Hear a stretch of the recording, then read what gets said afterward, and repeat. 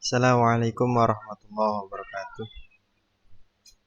Perkenalkan, nama saya Ahmad Asy'ari. Saya dari Prodi PJJ Informatika kelas IT 303.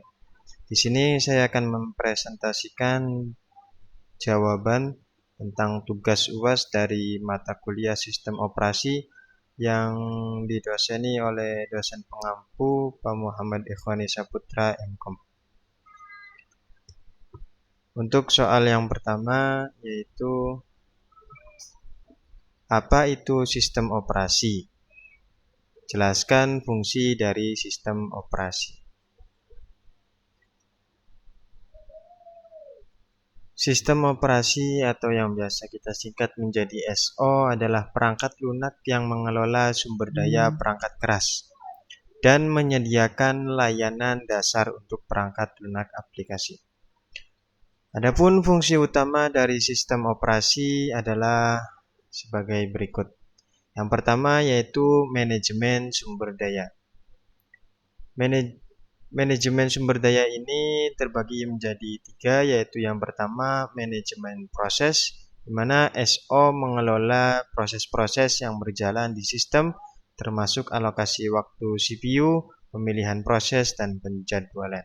Yang kedua yaitu manajemen memori, yaitu mengatur alokasi dan dealokasi memori untuk program dan data. Dan yang ketiga yaitu manajemen perangkat input atau output, di mana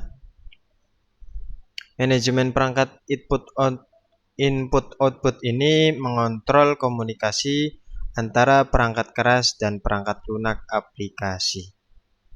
Yang kedua dari fungsi utama SO adalah antarmuka pengguna atau interface. Yang pertama dari interface ini yaitu interaksi pengguna, di mana interface ini menyediakan antarmuka antara pengguna dan perangkat keras, seperti Command Line Interface atau CLI dan Graphical User Interface. Yang kedua yaitu manajemen file. Manajemen file ini mengelola operasi file termasuk pembuatan, penghapusan, dan manipulasi file dan direktori. Fungsi utama yang ketiga yaitu kontrol akses dan keamanan.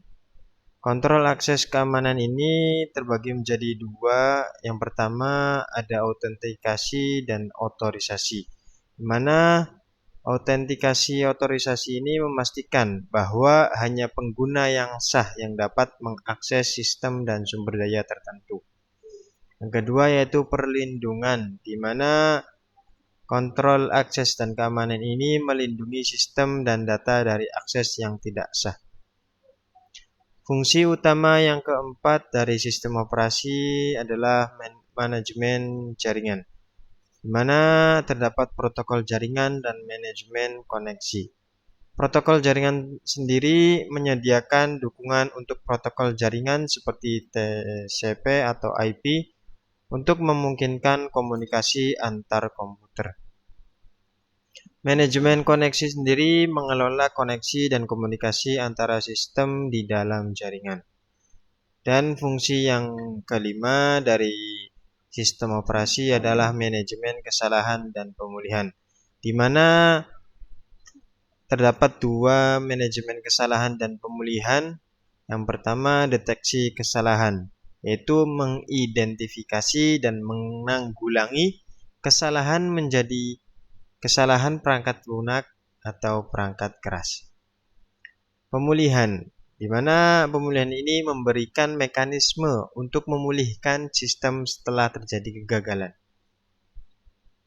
Jadi intinya sistem operasi ini berperan sebagai perantara antara perangkat keras dan aplikasi pengguna, di mana memungkinkan pengguna menjadi lebih efisien, mengefisiensi sistem komputer dan menyediakan lingkungan yang stabil dan aman bagi berbagai aplikasi. Lanjut ke soal yang kedua, yaitu sebutkan karakteristik dari sistem operasi open source dan closed source.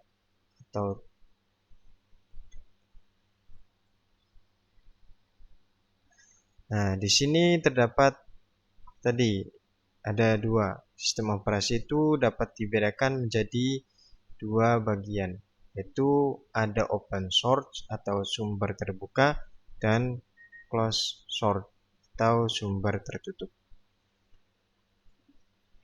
Di mana terdapat beberapa karakteristik dari kedua jenis sistem operasi tersebut.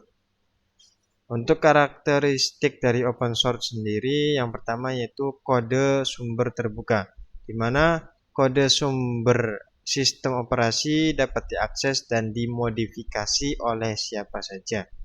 Yang kedua yaitu masyarakat dapat berkontribusi pada pengembangan, memperbaiki bug, dan menambahkan fitur baru. Yang kedua, karakteristik dari open source yaitu transparansi, di mana terdapat proses pengembangan dan perubahan pada sistem operasi dapat diakses oleh publik atau oleh semua orang. Transparansi yang kedua yaitu pengguna memiliki akses ke rincian teknis dan struktur internal sistem. Lanjut ke karakteristik yang ketiga dari open source ini yaitu fleksibilitas, di mana pengguna dapat mengonfigurasi sistem sesuai kebutuhan mereka, dapat diinstal dan digunakan secara gratis. Untuk open source karakteristik yang keempat yaitu kemungkinan kolaborasi, di mana masyarakat atau kita sebagai mahasiswa dapat bekerjasama untuk meningkatkan kualitas dan keamanan sistem. Terus ada komunitas, yang mana komunitas ini dapat memberikan dukungan dan solusi terhadap masalah yang muncul. Dan untuk karakteristik dari closed source atau sumber tertutup ini, yang pertama kode sumber tidak dibagikan atau tidak publik, di mana kode sumber sistem operasi ini tidak tersedia untuk umum.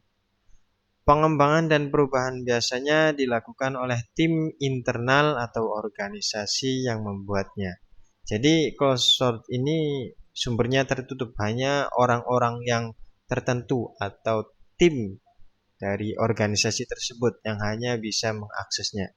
Yang kedua, karakteristik yaitu pengendalian penuh, di mana pemilik atau pengembang memiliki kendali penuh atas distribusi dan lisensi penggunaan.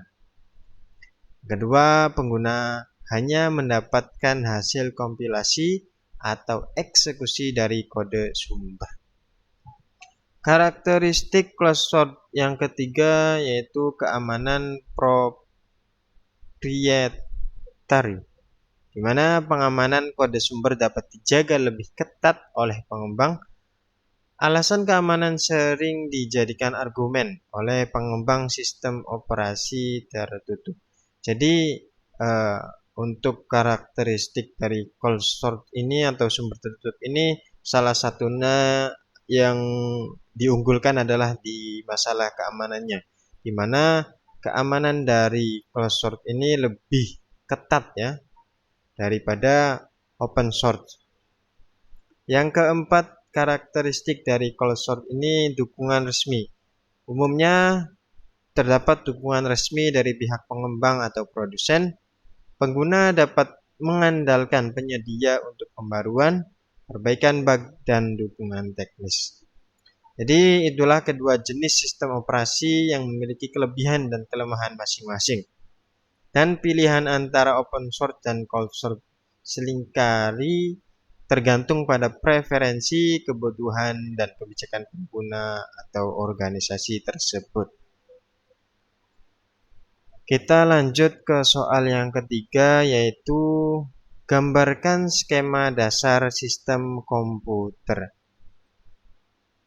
Untuk gambaran dari skema dasar sistem komputer itu terdapat beberapa komponen utama yang bekerja sama untuk menjalankan operasi komputasi. Berikut adalah skema dasar sistem komputer.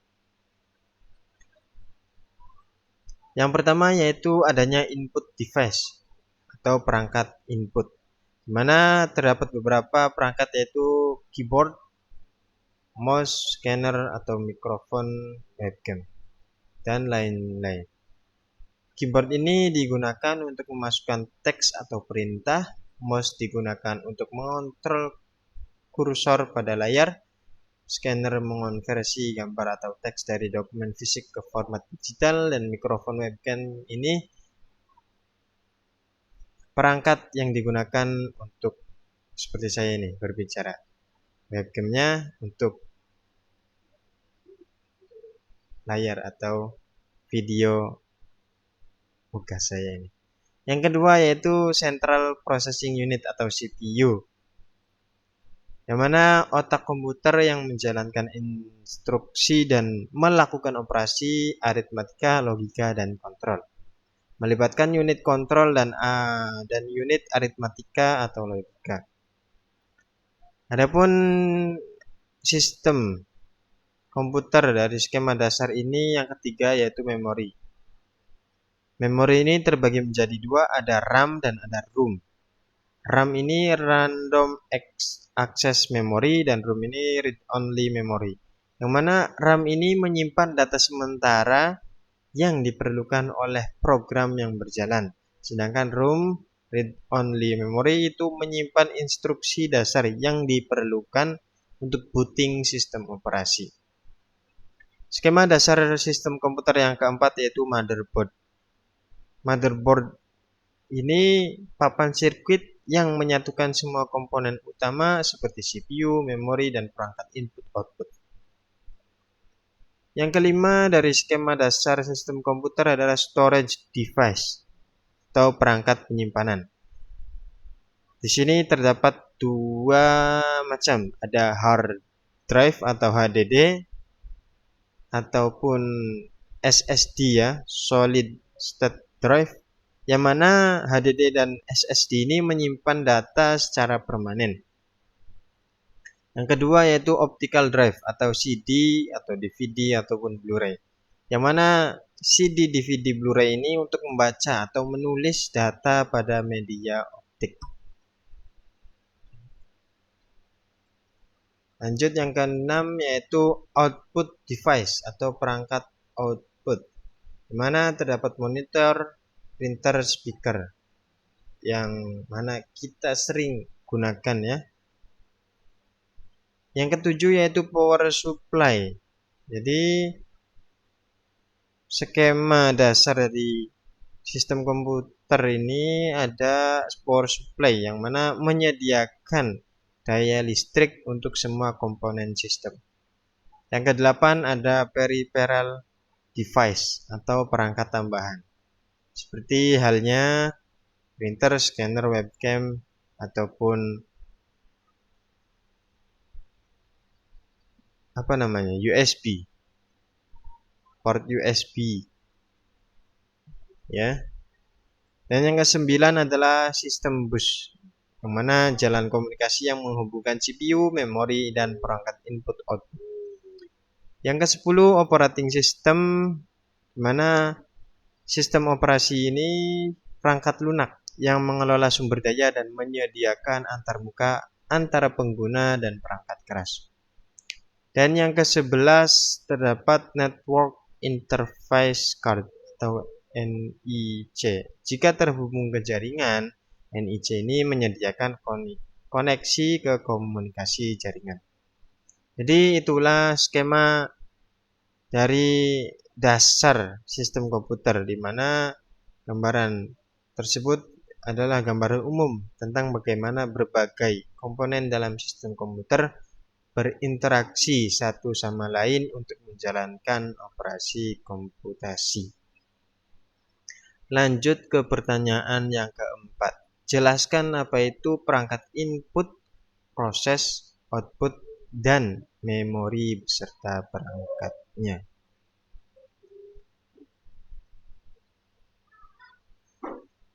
Perangkat input atau input device adalah perangkat keras yang digunakan untuk memasukkan data atau informasi ke dalam sistem komputer. di mana fungsi utamanya adalah mengambil data dari lingkungan luar dan mentransfernya ke dalam komputer.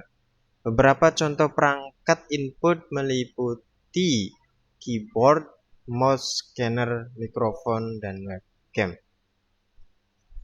Di mana perangkat input tadi saling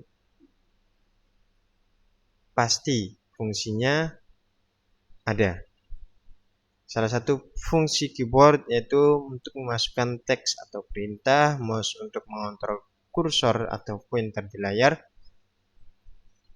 dan webcam mikrofon untuk merekam suara, webcam sendiri untuk merekam video atau input visual. Yang kedua yaitu proses atau prosesor, atau yang sering kita sebut sebagai CPU. CPU adalah langkah atau proses serangkaian langkah yang dilakukan oleh unit pemrosesan komputer untuk memanipulasi data dan menghasilkan hasil yang diinginkan. Pada intinya ini adalah otak komputer, ya. Otaknya komputer yaitu di CPU. Prosesor utama dalam sistem komputer adalah CPU atau Central Processing Unit, yang bertanggung jawab untuk menjalankan instruksi dan mengelola operasi komputasi. Prosesor memproses data dengan melakukan operasi aritmatika, logika, dan kontrol. Adapun pengertian dari perangkat output atau output device digunakan untuk menampilkan atau menghasilkan keluaran dari sistem komputer. Mereka mengubah daya yang telah diproses menjadi bentuk yang dapat dimengerti oleh pengguna. Beberapa contoh perangkat output meliputi monitor, printer, speaker, dan proyektor. Monitor sendiri menampilkan informasi visual seperti teks, gambar, dan video. Printer mencetak dokumen atau gambar pada kertas atau media cetak lainnya. Speaker mengeluarkan suara, proyektor menampilkan gambar atau video pada layar proyeksi. Selanjutnya ada memori. Memori pada komputer adalah tempat penyimpanan data dan instruksi yang digunakan oleh CPU selama proses dan eksekusi program. Ada dua jenis utama memori dalam sebuah sistem komputer. Yang pertama RAM, yang kedua ROM. Yang mana tadi sudah dijelaskan. RAM ini random access memory dan ROM ini read only memory. Yang mana RAM digunakan untuk menyimpan data sementara, sedangkan ROM menyimpan data yang tidak dapat diubah atau dihapus oleh pengguna. Untuk selanjutnya, perangkat input, proses output, dan memori bekerja sama-sama untuk memungkinkan sistem komputer menjalankan berbagai aplikasi dan memproses informasi dengan efisien. Lanjut ke soal berikutnya, yaitu jelaskan langkah menginstal Windows 10 atau Ubuntu 2022 atau 22. Saya di sini mengambil cara instalasi Windows 10, di mana proses instalasi Windows 10 ini melibatkan beberapa langkah yang dapat dijelaskan secara umum. Namun perlu diingat bahwa langkah-langkah yang saya jelaskan ini dapat berbeda atau tergantung pada situasi atau varian instalasi tertentu. Berikut langkah-langkah umum untuk menginstal Windows. Yang pertama yaitu pemenuhan persyaratan sistem, di mana kita harus memastikan bahwasanya komputer atau laptop kita ini sudah support ya terhadap Windows 10. Yang kedua, pembuatan cadangan. Yang mana pembuatan cadangan ini hanya bersifat opsional. Jikalau kita baru menginstal Windows 10, berarti kita tidak usah ya, karena belum ada data yang di laptop kita. Tapi ketika kita ingin menginstal dari Windows 7 ke Windows 10, nah sebaiknya kita lakukan cadangan. Kita langsung masuk ke ini saja ya. Nah, di sini biar lebih enak.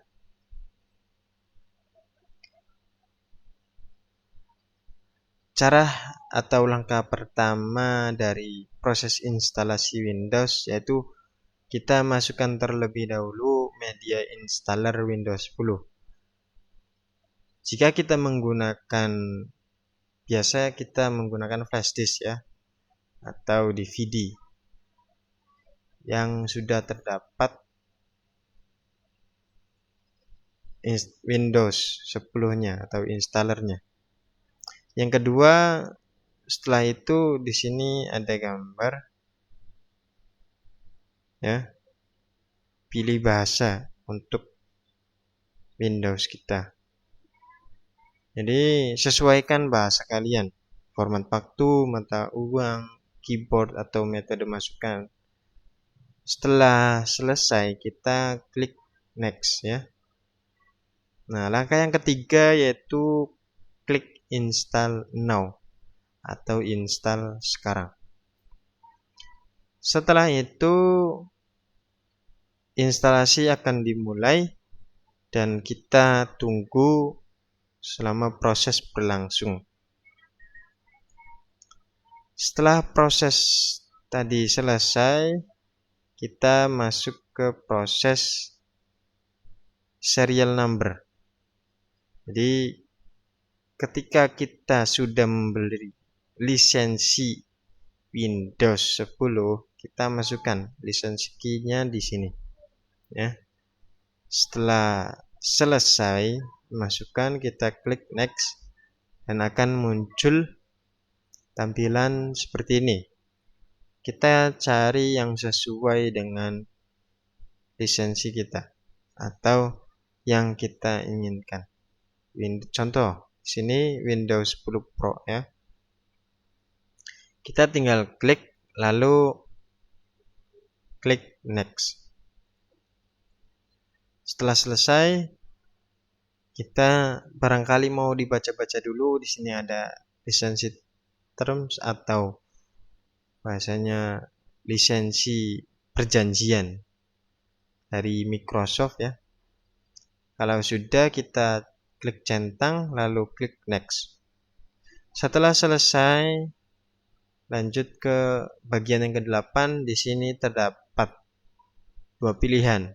Ada upgrade ya, dimana upgrade ini yang tadinya, atau kita install Windows dengan full ya. Dan yang kedua ada custom. Di mana ya? Di mana kita hanya ingin menginstal Windows. Nah, maka kita harus pilih yang install Windows. Ketika kita ingin menginstal ulang, maka kita pilihnya ini, custom ya. Lanjut. Setelah itu kita pilih ya, di mana kita akan menaruh instalasi Windows-nya. Saya sarankan di sini taruh di drive C atau SSD ya. Setelah itu kita klik next. Setelah selesai, kita tunggu ya proses instalasi Windows dari media installer kita ke laptop kita. Setelah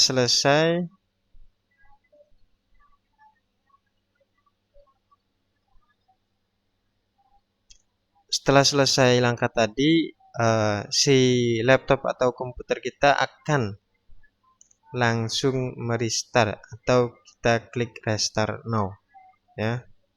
Setelah selesai, langkah kita ini hampir selesai ya.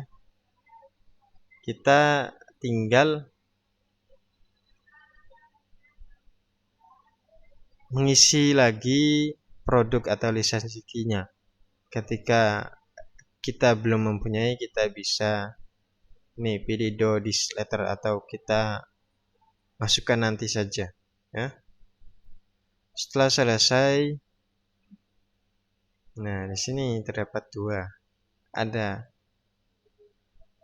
yang dari kantor atau sekolah, dan ini I own atau saya memiliki akun ya. Lalu klik next.